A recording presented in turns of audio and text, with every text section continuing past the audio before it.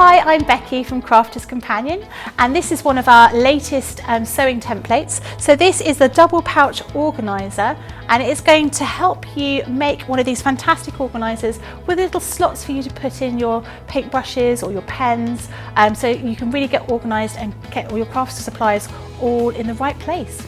So when you get your templates and you open them up, you'll find you've got 2 sheets of templates, and they have little grooves inside them for you to sort of mark with your heat erasable pen. Now we've given you fill instructions as well, and that details exactly how many of each thing you need to cut out, and whether you need to cut them out of wadding or batting, or you're going to be using interfacing or perhaps even foam for making your little bags. As usual, we're using a 1/4 inch seam allowance, unless it's otherwise stated. Take the pleated pocket panels right sides together and sew along the long edge, and then turn the panels so the right sides are now facing, and top stitch along this seam that you've just created. At this stage, you may also want to base stitch along the remaining 3 edges just to secure those layers together. Centrally position the pocket that you've just created along the bottom edge of the main lining panel, ensuring that both fabrics are right side facing up. Then follow those drawn lines to sew the pocket panel to the main lining panel.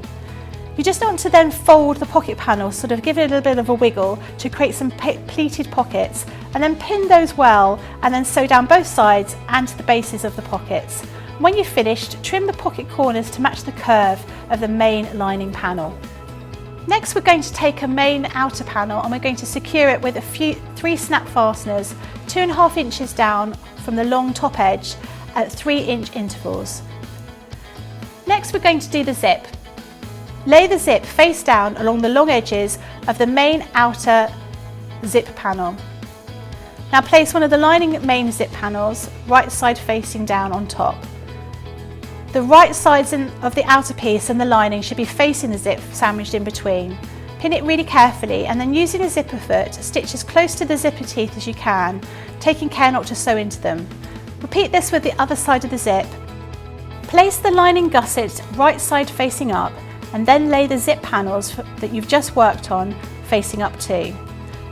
Next, lay the outer gusset on top of the zip panel right side facing down. Line up the short ends and sew to secure.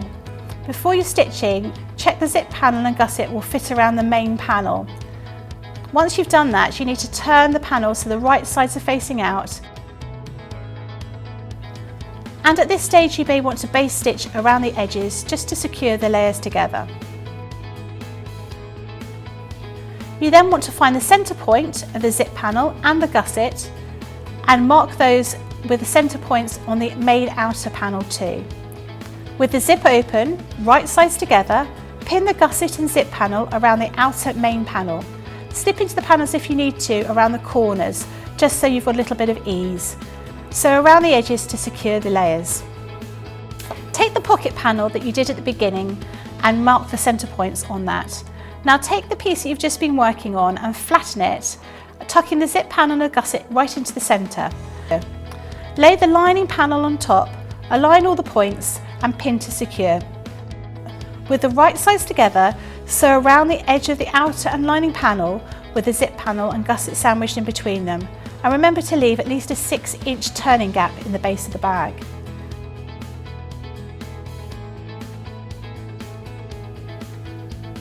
Turn the panels through the turning gap and hand stitch the gap in the lining closed. With the outer panel that you've just worked on lying face down, lay the lining panel right sides facing down on top of it. Pin the lining panel to the remaining edge of the zip panel and gusset, right side should now be facing, and sew around the panels to secure. Place the bag down so the outer main panel is facing right side up. With the zip open, flatten the bag and tuck the zip into the centre. Next, lay a main outer panel on top, right sides facing down. Pin well and sew around the panels, taking care not to sew through any of the layers tucked into the centre of the bag. Again, ensure you've got a 6-inch turning gap at the base of the bag so you can turn everything through. Now turn the bag so the right sides are facing and hand stitch the opening in the base seam closed. Take a vinyl pocket panel and place a strip of binding along the straight edge of the vinyl. Sew to secure, and then fold the binding around the edge of the vinyl to hide any raw edges. Top stitch to secure it in place. Repeat this process with the remaining vinyl pocket panel. Position the vinyl pocket panel along the long edge of the main lining panel. Sew vertical lines down the pocket.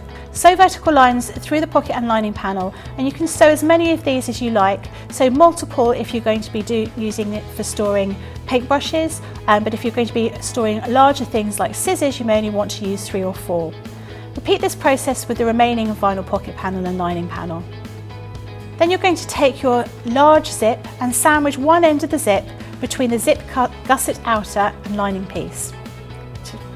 Sew across the zip, taking care when sewing across the zip teeth, and repeat this process with the remaining other side of the zip. Next, find the centre points of the zip and gusset piece that you've just worked on, and with right sides together, match up the centre points of the zip and outer panel created earlier. If it helps, you can snip into the tape of the zip to help it go around the corners. And before stitching, ensure that the zip and gusset fit around the outer panel, trimming the gusset if it's required. Sew the zip and outer panel together using your zipper foot. With the zip open, position the lining panels with the pocket right side facing down on top of the outer panel that you've just worked on. Sew the panels together, taking care not to catch the loose zip tape. Ensure that you've left a 6-inch turning gap along the edge of the small zip gusset. Turn the panels through the opening left on the zip gusset and press the piece well, then hand stitch close that little opening in the seam. Next, find the centre points of the remaining lining panel with the pocket and final outer panel. Pin both panels around the remaining side of the zip and ensure that the right sides of the zip are facing up and the lining panel is facing down and the final outer panel is right side facing down on top. Sew to secure in place using your zipper foot. Once again, ensure that you've left a 6-inch turning gap on the side of the zip gusset so the panels can be turned through to the correct side. Turn the panels through the opening and press the piece well, then hand stitch the opening closed. You've now got 2 separate bags that can be attached to one another using the snap fasteners, and your bag is now complete. So here you have your double pouch organiser all finished. So 2 separate bags that can be attached with snap fasteners. You can keep all of your craft items all organised, and if you open it up like so, you've got places to put paintbrushes, and you can always sort of take them off so you can have everything separately or use them all together.